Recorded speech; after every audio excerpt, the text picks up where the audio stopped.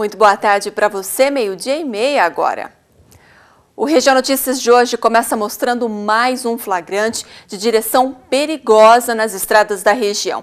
Um motorista que transporta os servidores da limpeza pública de Piracicaba cometeu ontem várias imprudências. Colocou em risco a vida dele, dos lixeiros e de quem passava pela rodovia Fausto Santo Mauro entre Rio Claro e Piracicaba. Veja só.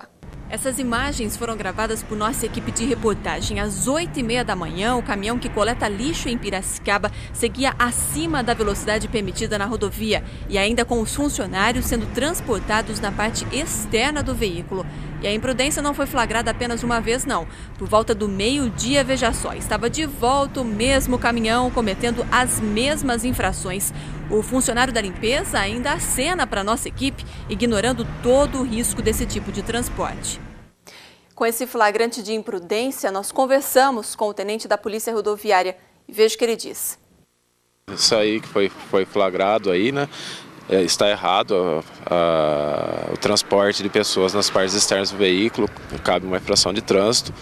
A gente vai apurar aí de quem pertence a esse veículo aí, fazer uma notificação para a empresa para que eles corrijam esse transporte aí dos funcionários dela. Sendo flagrado pela polícia e possível a abordagem, vai ser feita a autuação e eles vão ter que trazer um outro veículo para prosseguir a viagem aí com esses funcionários, porque são vidas de pessoas que estão sendo colocadas em risco. Bom, e é importante esclarecer que o transporte dos lixeiros pelas rodovias deve ser feito dentro do caminhão e respeitando o limite de capacidade de passageiros do veículo. A Polícia Rodoviária esclarece ainda que, em caso de funcionários acima do número de ocupantes do caminhão, a empresa é obrigada a colocar mais veículos para o transporte. Nós entramos em contato também com a Prefeitura de Piracicaba para saber como funciona o serviço de coleta de lixo, se é feito por servidores do próprio município ou por uma empresa terceirizada, e ainda se o poder público deve tomar alguma providência diante desse flagrante, mas até agora não tivemos nenhum retorno. E os casos de imprudência no trânsito acabam gerando também acidentes e provocando mortes na região. Na mesma rodovia onde flagramos o excesso de velocidade do caminhão da limpeza pública, um motociclista morreu ontem ao bater em um caminhão. A mãe do motociclista, de 20 anos, foi até o local para reconhecer o corpo do filho.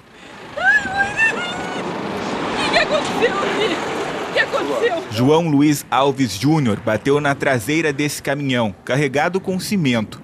O motorista do veículo informou à polícia que outras 4 motocicletas acompanhavam o rapaz na rodovia e fugiram depois do acidente. Vinha lá atrás podando, né? O caminhão tá devagar, o caminhão tá 30, 40 por hora.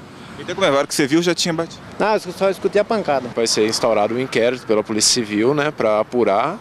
E se for constatado que ele deu a causa ao acidente, ele vai ser processado aí por um homicídio culposo ou doloso, dependendo da avaliação do delegado de polícia. Segundo os familiares, o jovem estava no horário de almoço. Ele trabalhava no distrito industrial aqui de Piracicaba. Mas o próprio pai dele relata que por várias vezes teve problemas com o abuso de velocidade do filho em cima da motocicleta. Sempre deu. Sempre aconteceu bastante acidente com ele já.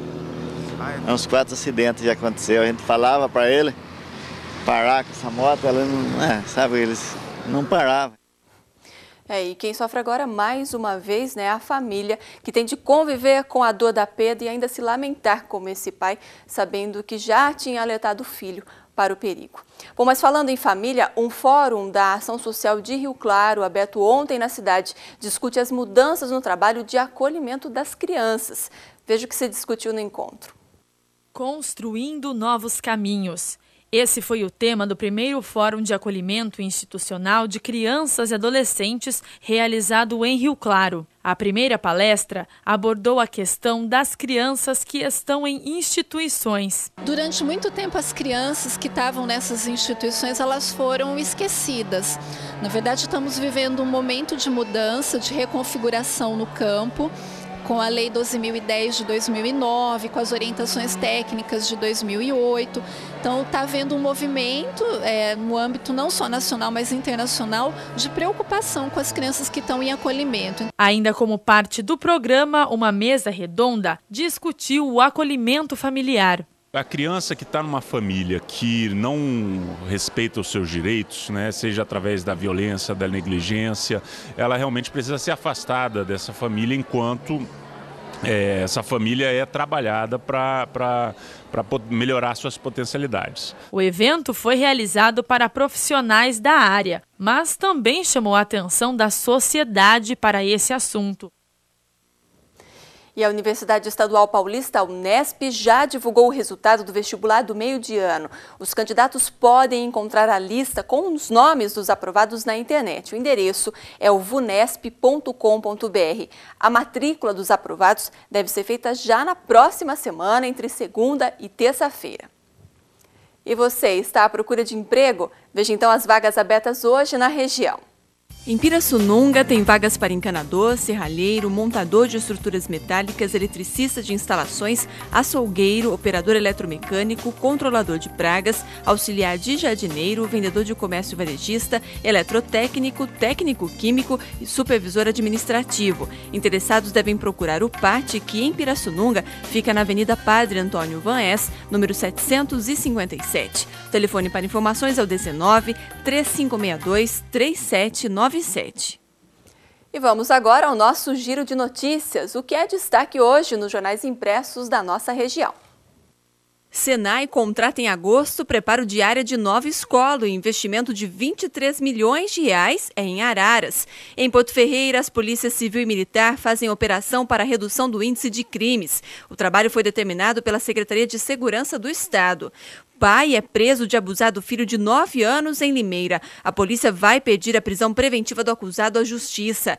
Em Santa Bárbara, terminal de etanol não vai ser mais construído na cidade. E em Rio Claro, o destaque desta quarta-feira é a situação do Galo Azul no futebol. Empresa anunciada como parceira do clube nega o acordo. E a seguir, o difícil convívio entre casas e antenas de celulares. Em Piracicaba, apenas uma antena está regular. É o que você vai ver daqui a pouco. Agora você vê como fica o tempo hoje na região.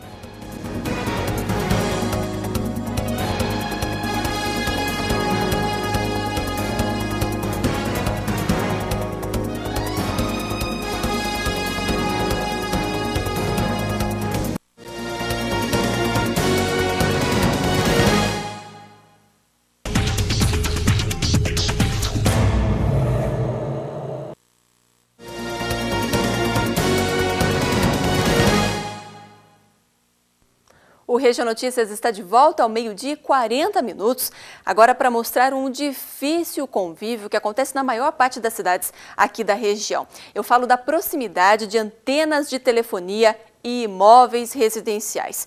Em Piracicaba, esse convívio está bem complicado. Para se ter uma ideia, das mais de 80 antenas instaladas na cidade, apenas uma está completamente regular. Veja na reportagem de Gustavo Nolasco.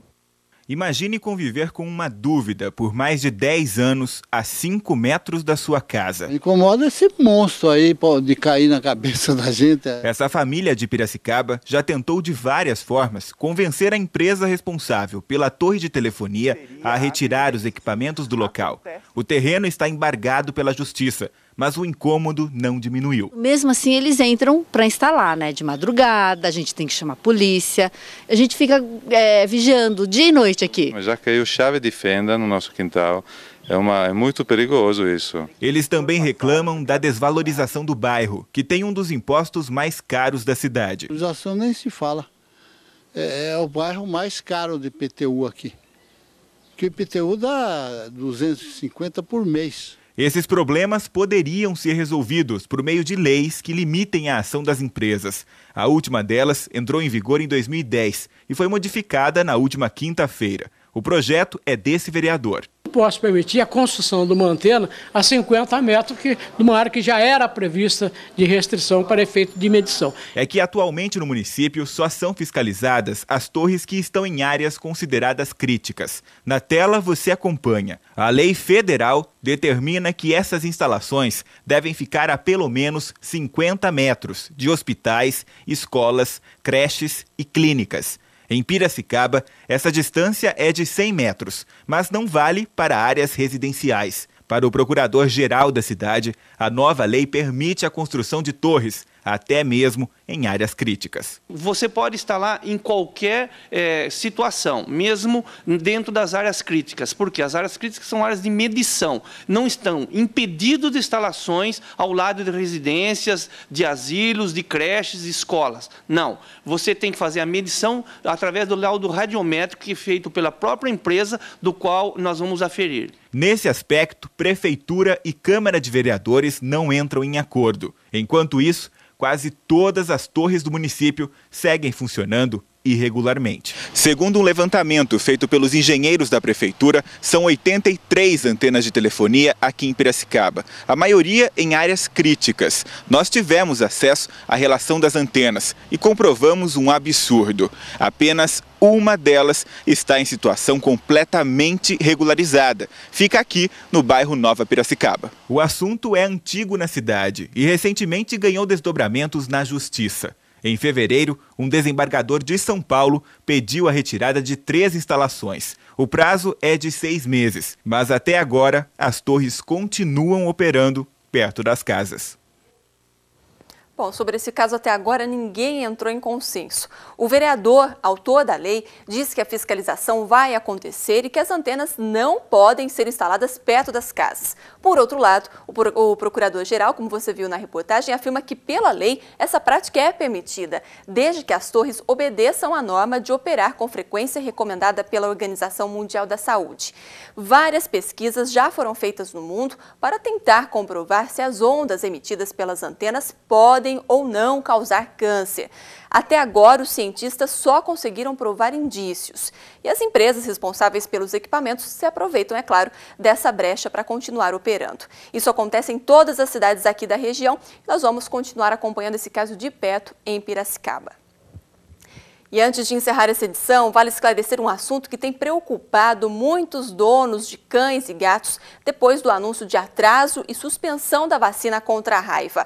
A campanha deveria começar em agosto, mas a expectativa é que só tenha início em setembro e apenas em alguns estados do país. Em São Paulo, a vacinação segue suspensa. A mudança é por causa da troca feita pelo governo federal do laboratório fornecedor da vacina. A medida foi adotada depois que muitos animais tiveram reação ao medicamento no ano passado. 217 morreram em todo o país. E o Ministério da Saúde ainda investiga as causas das reações. Sendo assim, é claro, quem puder pagar por uma vacina particular, é importante procurar uma clínica. A maioria das cidades aqui da nossa região vai aguardar a determinação do Ministério da Saúde para saber se deve começar a campanha. Mas Limeira não vai esperar e já informou que vai comprar as doses da vacina. E por enquanto é só. Outras informações da região você encontra em nossa página na internet, atvclaré.com. Uma boa tarde para você.